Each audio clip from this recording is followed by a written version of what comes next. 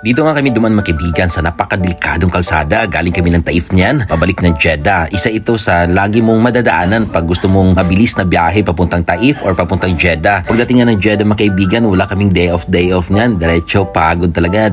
Nag-check out na nga kami sa hotel na pinagstayhan namin dito sa Taif. Grabe nakakamiss tong hotel na to dahil sobrang ganda at ang ganda rin ng service nila magkaibigan. Antok na antok pa kami dyan dahil maaga kaming babiyahe pauwi ng Jeddah dahil may pasok pa kami mamayang gabi niyan. At tumatambay pa nga kami dyan magkaibigan dahil inantay namin yung cashier nila dahil ang tagal. Kaya sabi namin kwentuhan mo tayo dito, tambay-tambay mo tayo dito nang sa ganun ay ma-feel naman natin dahil mahal ang bayad. Pagkatapos yung magkaibigan ay bumiyahe na agad kami at kita nyo naman yan. Dito na kami yan talaga mismo sa Zigzag Road dito sa Taif. Kita nyo naman yung kalsada kaibigan, sobrang nakakalula at napakadelikado talagang dumaan dito. Huminto kami dito dahil akala namin maraming unggoy kaso nga lang sobrang aga nga namin dumaan dito ay wala pa kang unggoy dito mga kaibigan. Nasa alas 7 pa lang yan ng umaga at wala pa nga unggoy na makikita at kita nyo naman yung paligid dyan mga kaibigan. Oh. Sobrang ganda dito. Puro mga malalaking bato dyan mga kaibigan. Oh. Pag ikaw nagulungan dyan, yari. Ang daming dumadaan dito sa kalsadang to dahil isa ito sa pinakamabilis na way pag papunta ka ng Jeddah or papunta ka ng Taif at sa panahon nga itong mga kaibigan ay sobrang lamig talaga. Oh. Si JR naka-t-shirt lang, lamig na lamig talaga mga kaibigan. At napaka dyan mga kaibigan. Nakakalula talaga pag sumilip ka dyan sa baba kasi bangin na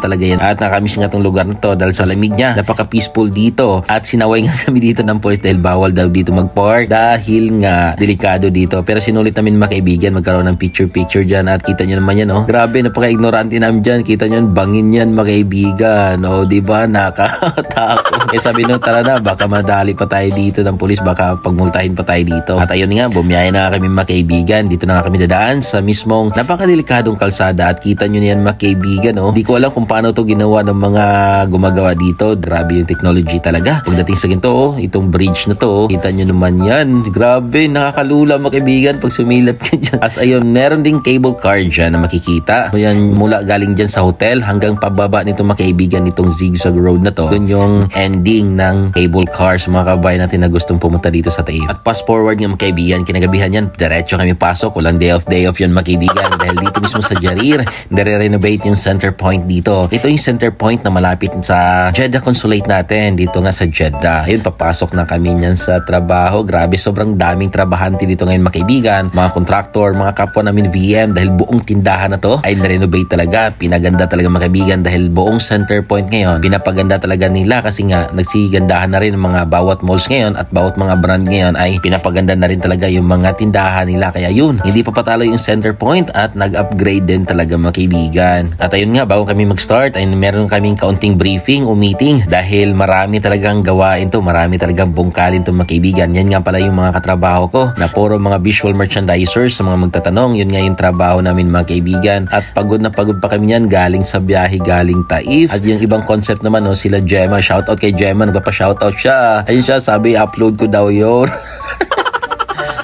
At ayun, pagka-break na namin, ayun, kainan na agad mga kaibigan. Burger lang kinain namin yan kasi busog pa kami at namiss namin mag-burger dahil katabi nito ay merong Burger King at sama-sami kami dyang kumakain. Grabe, nakakapagod. Di lang halata mga kaibigan, sobrang dami namin ginagawa dyan. Ganito talaga ang buhay OFW. Pagkatapos ay uwian na agad. Ito yung the best part sa trabaho namin, yung uwian na. Natanaw ko na naman tong eroplano. Nakakamiss na talaga umuwi ng Pilipinas. Nakatambay lang kami dyan mga kaibigan dahil inantay namin yung Uber driver namin. Dahil yung sasakyan namin ay hiniram dahil meron nga kaming bisita ngayon. At yun, wala kami sasakyan kundi mag-over. Pag nag-over naman kami dito mga kaibigan, sagot naman ng company namin. Reimbursement naman to kaya walang problema kung magkano yung amount sa Uber namin. At ayun, tambay lang kami dyan sa labas. Sarap buhay. So ayun mga kaibigan, hanggang dito lang ating vlog. Sa mga magtatanong pala kung ano yung trabaho namin, visual merchandiser nga. At kung saan kami nag-a-apply sa may CDK International, yan po yung agency namin. Katabi lang po siya ng Robinson, Manila.